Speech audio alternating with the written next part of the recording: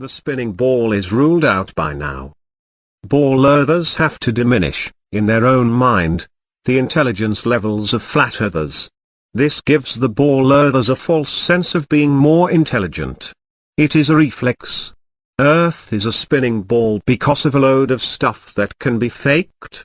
How does that work? Navy guy on Mark Sargent painted a target on a ship 50 miles away, which obviously means the ocean is flat.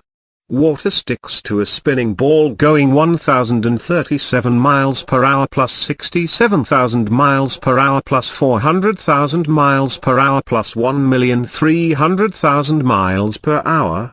Seems legit. Show me a peer-reviewed article that proves the Earth moves at more than 1,000 miles per hour. Earth's surface is moving with the orbit at 12 am, but against the orbit at 12 pm. This causes a variable rim velocity, especially at the equator. There is no fixed frame of reference. Physicists cannot answer the question about the required velocity changes at Earth's surface. Ballers deny mechanics, because a rotating and orbiting Earth dictates that it has a velocity change at the surface. Two constant speeds combine to create a variable surface speed. Having two circles to the stars we see north and south doesn't prove a spinning ball when the spinning ball has been ruled out. Use some logic. The Coriolis effect matters for snipers, but not for golfers or pilots. More heliocentric bunk.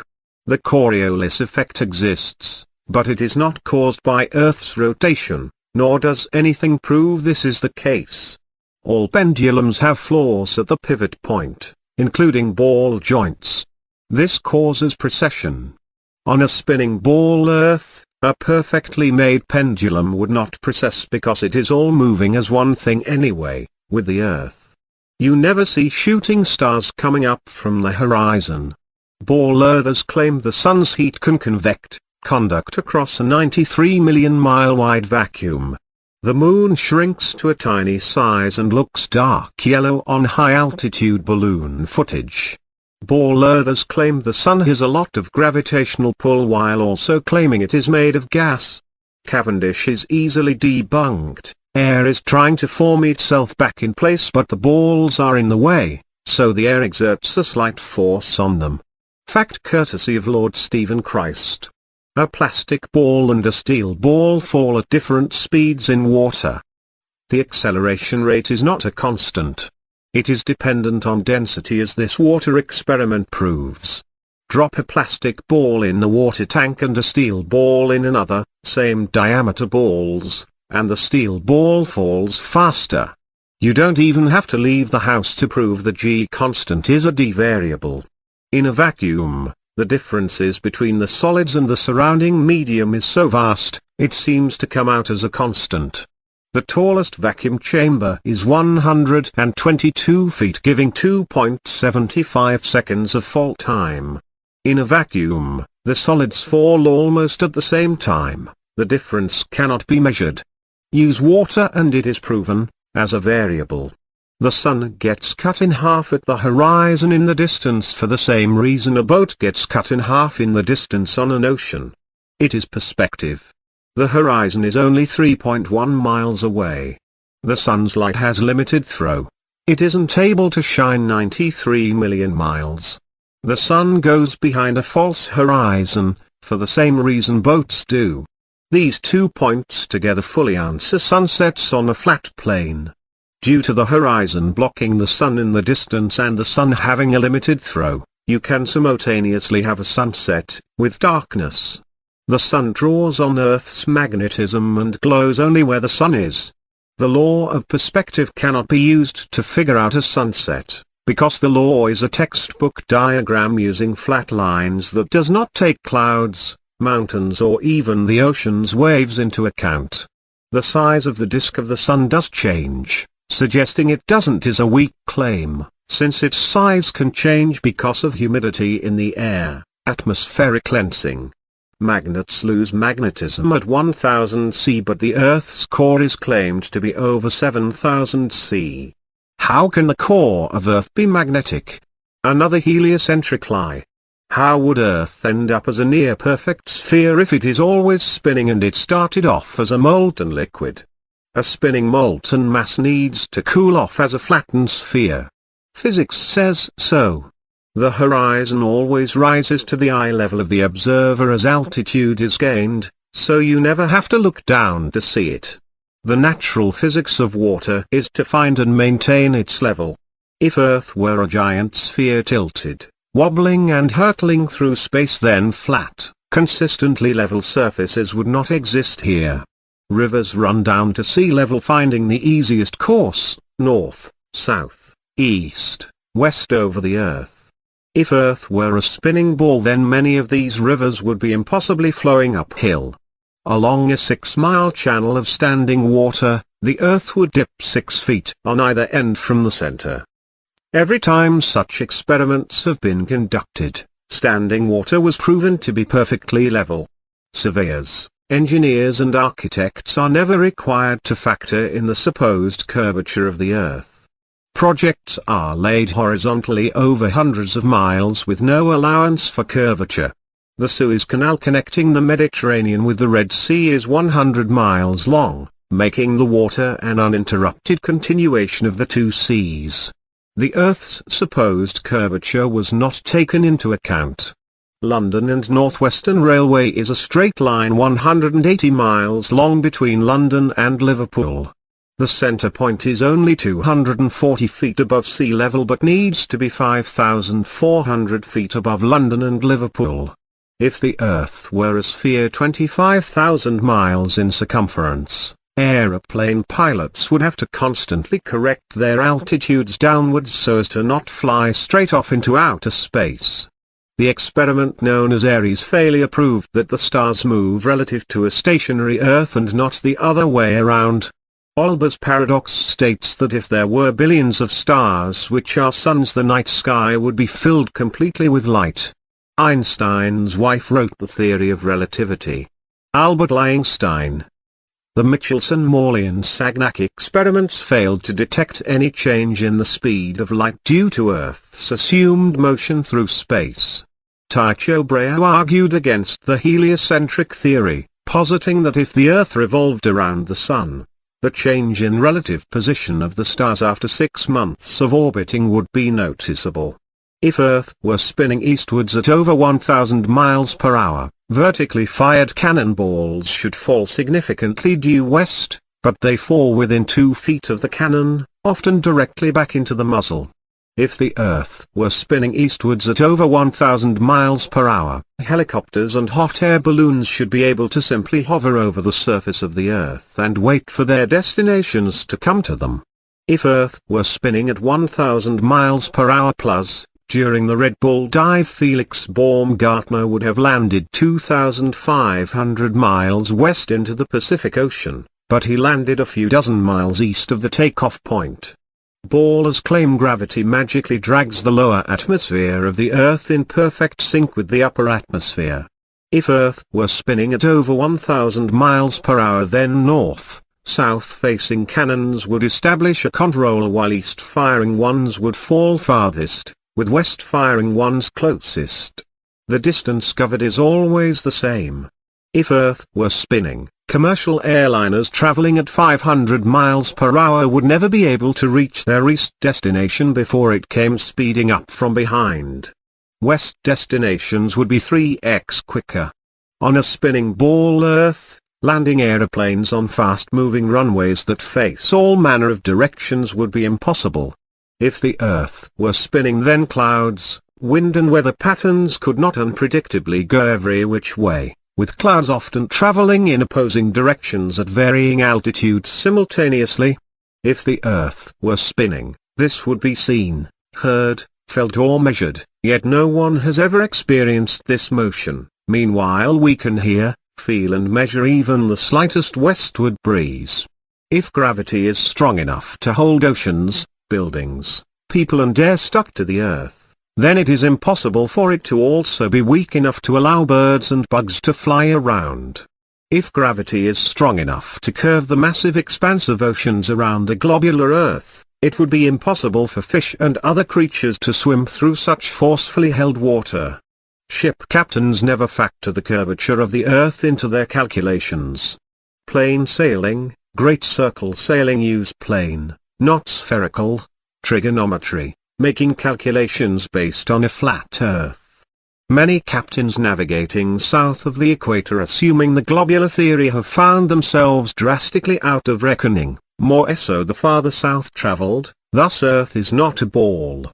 During Captain James Clark Ross's voyages around the Antarctic circumference, his journal says that he was 12 to 16 miles outside of his reckoning every day, later on further south as much as 29 miles. Lieutenant Charles Wilkes commanded a U.S. Navy expedition to the Antarctic from 1838 to 1842 and in his journals mentioned being consistently east of his reckoning, sometimes over 20 miles in under 18 hours. Early explorers including Captain Cook and James Clark Ross, in attempting Antarctic circumnavigation, took 3 to 4 years and clocked 50 to 60,000 miles around. This is inconsistent with the ball model. There are flights in the southern hemisphere which would have their quickest and straightest path over the Antarctic continent, Santiago to Sydney. All such flights detour away from Antarctica. Santiago to Sydney flights go into the northern hemisphere, making stopovers at US airports.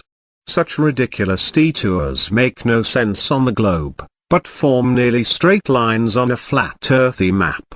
Johannesburg to Perth should be straight over the Indian Ocean, refueling stops possible, but this flight stops in Dubai, Hong Kong or Malaysia. This makes no sense on a ball, but fits a flat Earth. If Earth were a spinning ball heated by a sun 93 million miles away, it would be impossible to have sweltering summers in Africa with freezing Arctic and Antarctic winters just a few thousand miles away.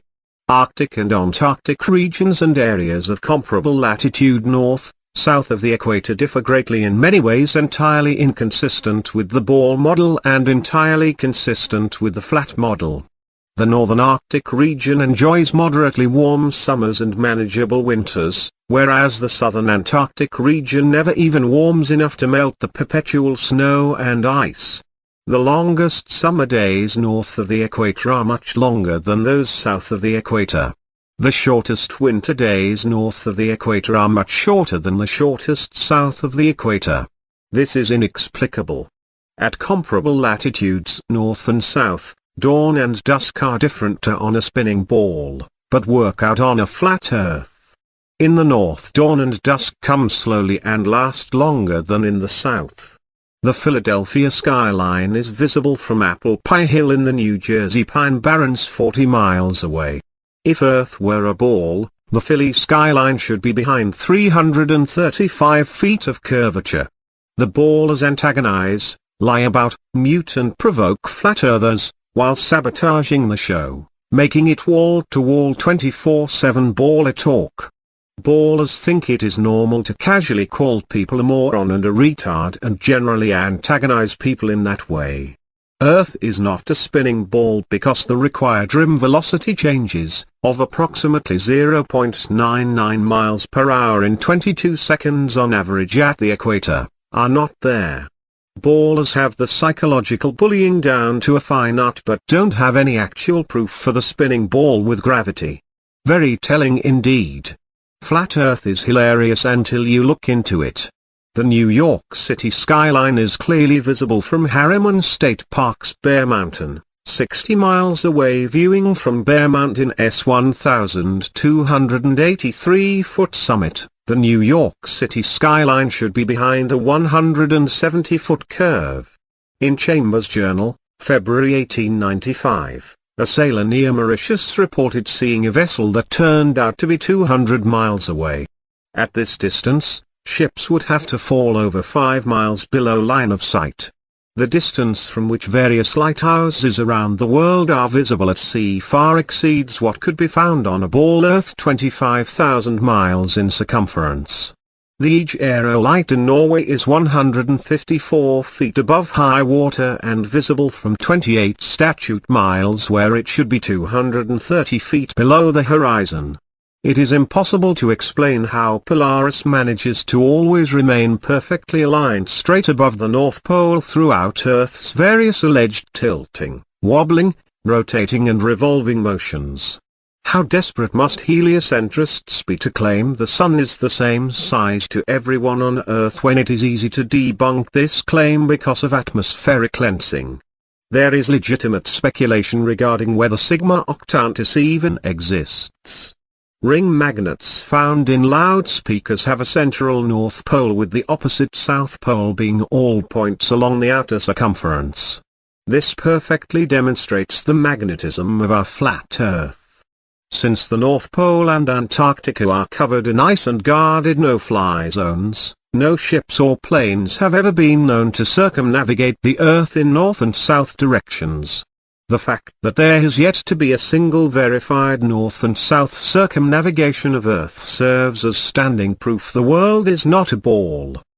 The idea that people are standing, ships are sailing and planes are flying upside down, while others are tilted at 90 degrees and other impossible angles, is completely absurd. No experiment in history has shown an object massive enough to, by virtue of its mass alone, cause other smaller masses to be attracted to it as Newton claims gravity does with the celestial bodies. There has never been a single experiment in history showing an object massive enough to, by virtue of its mass alone, cause another smaller mass to orbit around it. The Moon is only 2,160 miles in diameter and the Earth 8,000 miles, it follows that the Earth is 87 times more massive, therefore the larger object should attract the smaller to it. Doesn't happen. The Earth's tides vary greatly and do not even follow the Moon.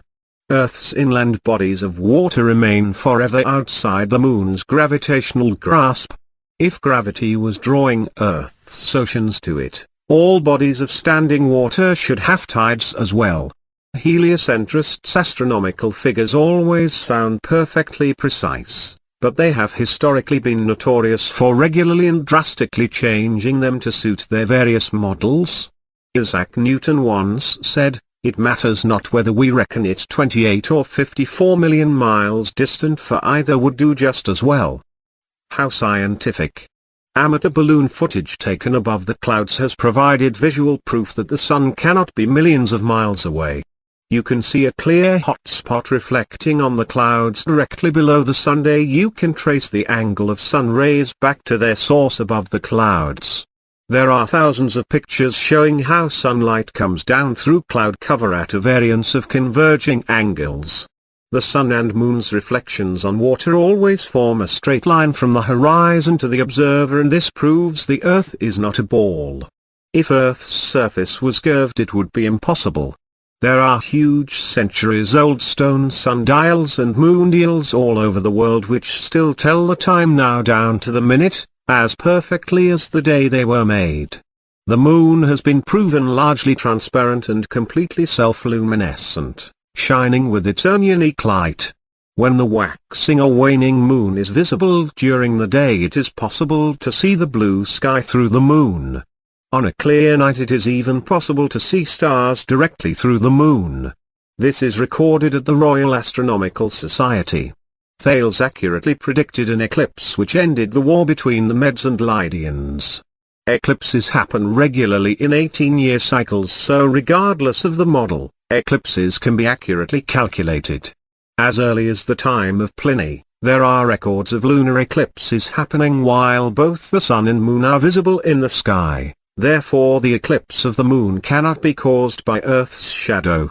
Foucault's pendulums are often quoted as proof of a rotating Earth, but upon closer investigation prove the opposite. To begin with, Foucault's pendulums do not uniformly swing in any one direction. If the alleged constant rotation of the Earth affected pendulums in any way, then there should be no need to manually start pendulums in motion. Sinks and toilets in the northern and southern hemispheres do not consistently spin in any one direction. Sinks and toilets in the same household are often found to spin opposite directions. People claim if Earth were flat, they should be able to use a telescope and see clear across the oceans.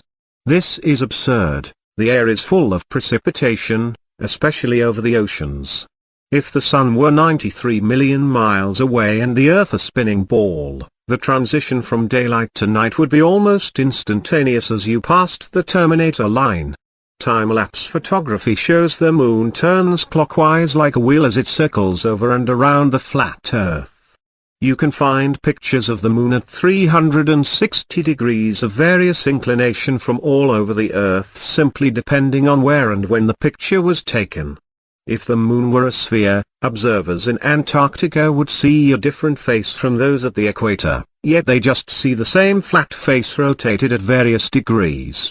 The ball Earth model claims the Moon orbits around the Earth once every 28 days, yet it orbits around the Earth every day. The Moon's orbit is slightly slower than the Sun by about 1 hour. For thousands of years the same constellations have remained fixed in the same patterns without moving out of position. If Earth were a spinning ball, it would be impossible to photograph star trail time-lapses turning perfect circles around Polaris anywhere but the North Pole. Using topographical geodetic surveys covering over 80,000 square miles, it was determined that Kansas has a flatness ratio of 0.9997 over the entire state. The Amazon only falls 12 feet in the last 700 miles of its course.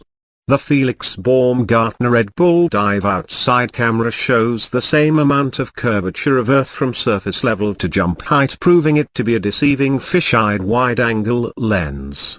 The glass used in all commercial aeroplanes is curved to remain flush with the fuselage.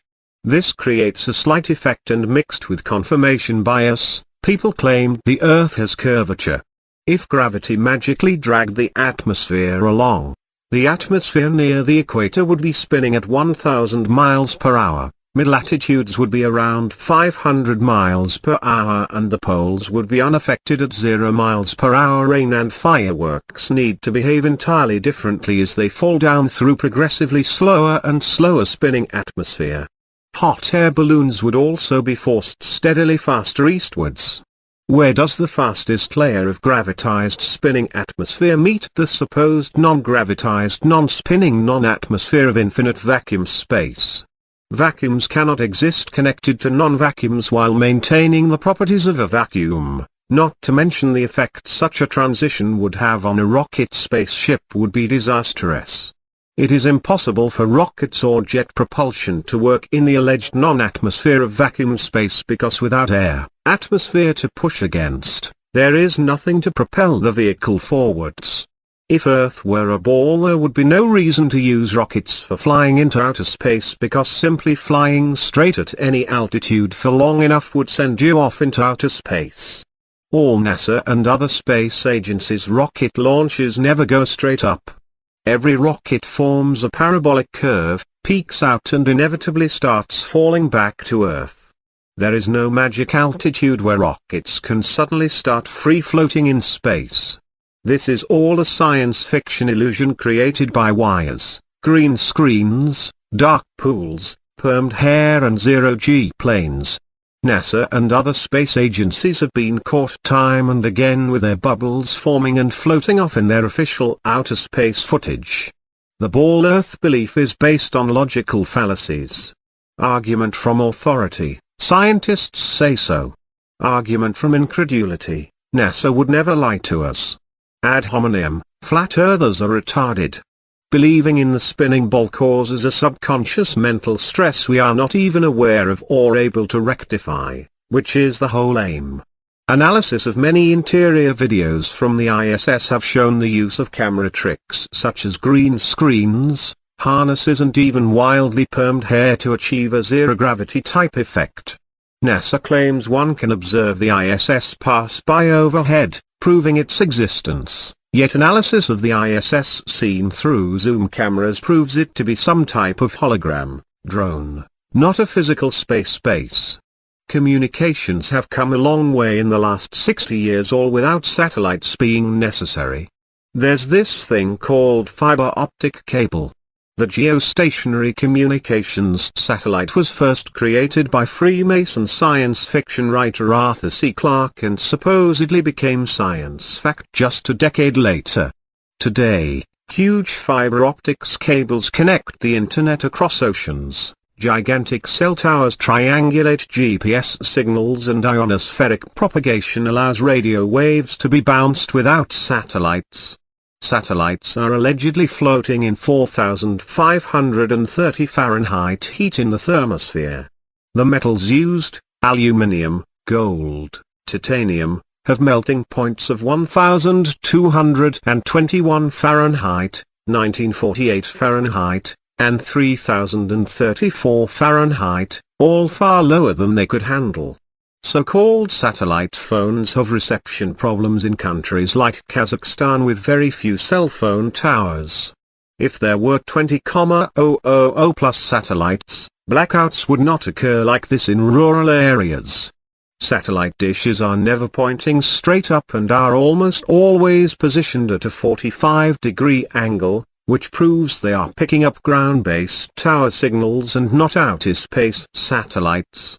People claim to see satellites with their naked eye, but this is ridiculous considering they are smaller than a bus and allegedly 100 plus miles away. It is impossible to see anything so small so far away. All supposed satellite pictures are admittedly composite, CGI images, not photos. If there were 20,000 satellites orbiting, it would be a simple matter to mount a camera and take some real photographs. In official NASA footage of the spinning ball Earth, such as the Galileo time-lapse video, clouds are constantly shown for 24 plus hours at a time, not moving or morphing whatsoever. This is impossible. Clouds are copied and pasted in some pictures of the Earth from space, proving them fake. NASA graphics artists have placed things like faces, dragons, and even the word sex into cloud patterns on their various ball Earth pictures.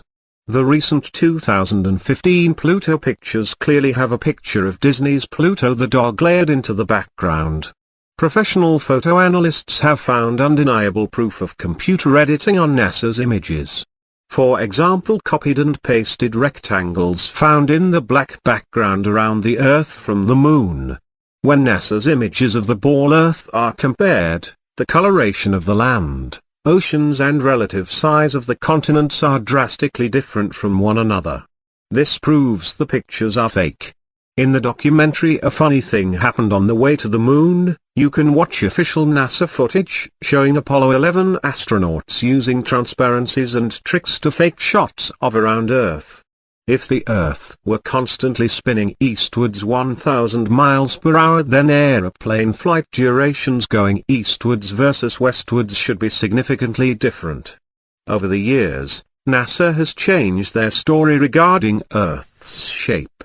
First they said perfect sphere, then oblate spheroid, then pear-shaped. No pictures show an oblate spheroid or pear-shaped Earth. We do not believe what our eyes tell us because we have been taught a counterfeit system which demands that we believe what has never been confirmed by observation or experiment. Ball earthers have finally created a web page listing all their proofs of a spinning ball. Search Google for %20 and it comes up. A crater on the Moon, claimed to be 85 kilometers and 381,414 kilometers away, can be seen with the naked eye from Earth. This equates to being able to see something 1 inch wide at a distance of 114 meters.